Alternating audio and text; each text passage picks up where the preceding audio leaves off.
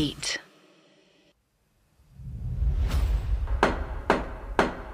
अपराधी नीरज मोदी के खिलाफ फुलवा देवी के बलात्कार और कोर्ट को गुमराह करने का इल्जाम लगा है और उनके पिता राजाराम मोदी के खिलाफ कोर्ट को गुमराह करने के लिए गलत सबूत डालना, गलत सरकारी मृत्यु प्रमाण पत्र बनवाने और मानहानि के जुर्म में इल्जाम लगाया गया है।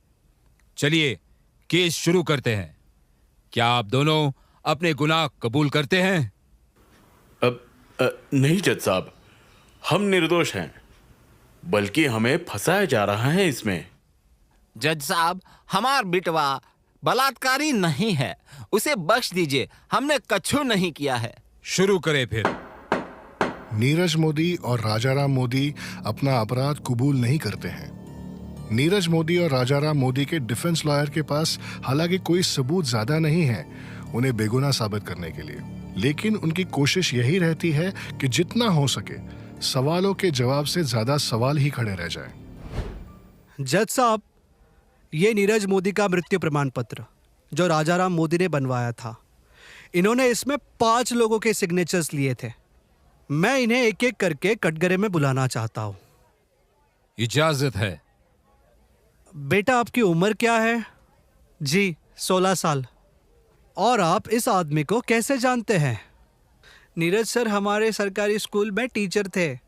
तो 4 महीने पहले आपने इनके कागजात पर साइन क्यों किया है? जी हमें नहीं पता ये क्या है। हमें बताया गया था कि इस पर साइन करेंगे तो स्कॉलरशिप मिल जाएगी कॉलेज से। देखा माय लॉर्ड, इन्होंने कैसे कोर्ट को गुमराह करने के लिए इन छोटे और अच्छे घरों के बच्चों के भोलेपन का इस्तेमाल किया है। ऐसे ही पहले भी इन्होंने फुलवा के भोलेपन का फायदा उठा के उसके करीब आना चाहा था। इस तरह के गिरे हुए इंसान है ये। डिफेंस कुछ कहना चाहते हैं? बेटा, आप ये बताओ, आपको पढ़ना आता है? जी सर। हिंदी, अंग्रेजी दोनों?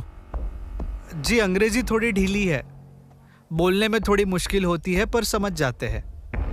तो बेटा, आपने नहीं पढ़ा कि इस प्रमाण पत्र में क्या लिखा है?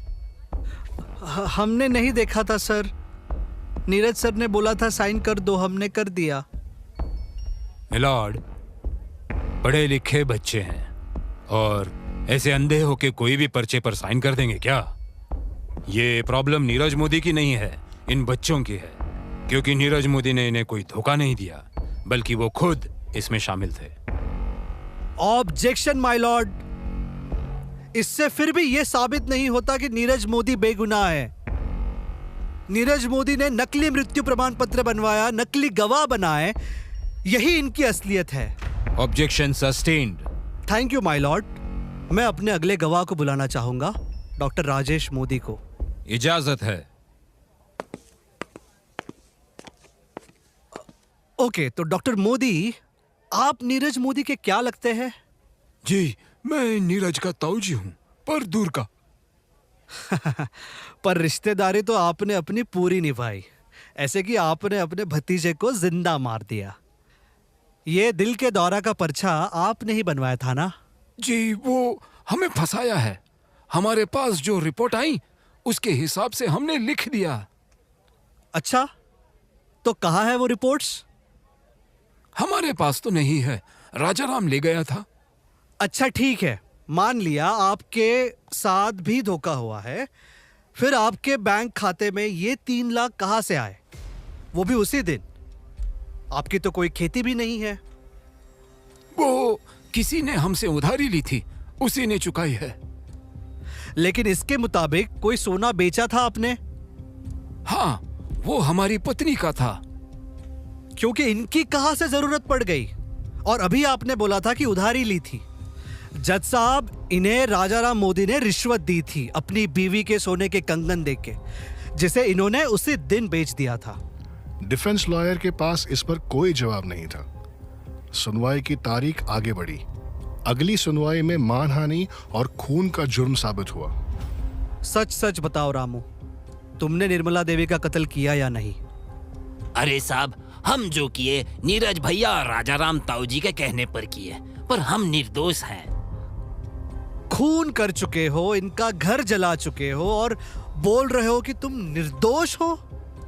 ये दोनों हमको डराते थे कि नहीं करेंगे तो हमें और हमार बीवी को मार देंगे। नीरज भैया से तो हम डरते थे कि कहीं वो अपनी गंदी नजर हमार बीवी की तरफ ना कर दे।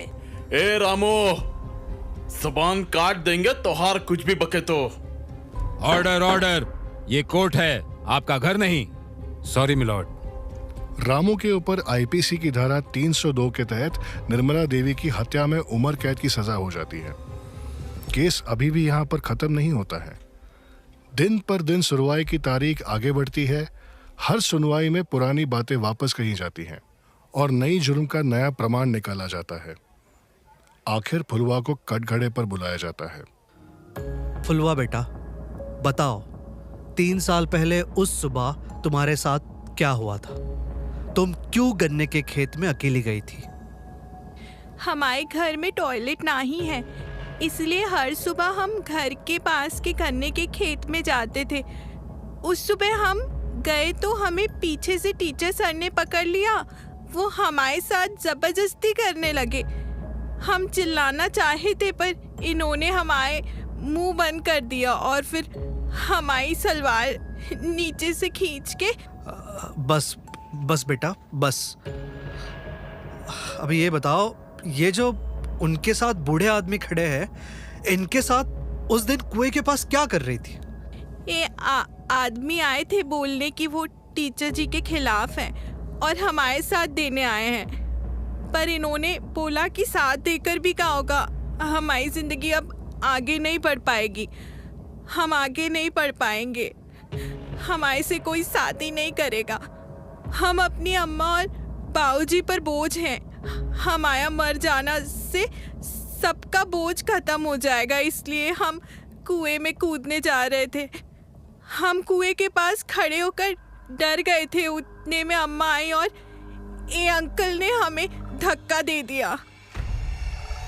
और फिर कुछ दिन पहले नीरज ने आपकी जान लेने की कोशिश की। हम और अम्मा मंदिर के बाहर सो रहे थे। हमने देखा ये हमारे अम्मा के मुंह पर कपड़ा ठूस रहा है। हम चीखे तो ये हमारा गला दबाए। हम मर जाते साहब।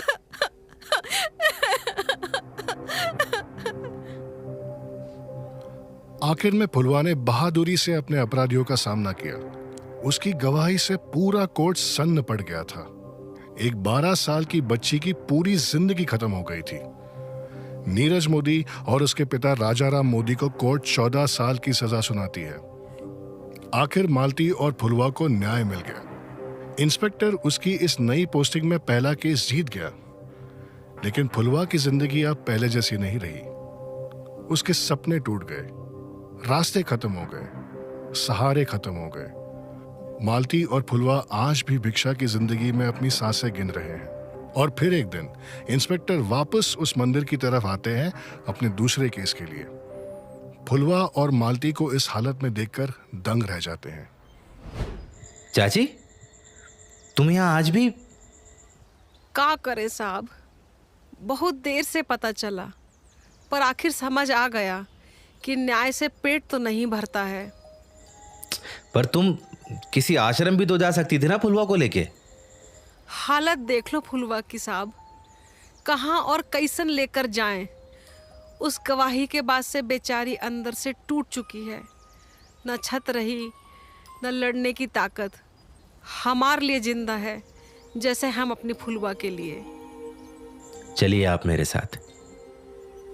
कोई बात नहीं साहब, आपने हमारे लिए पहले ही बहुत कुछ किया है।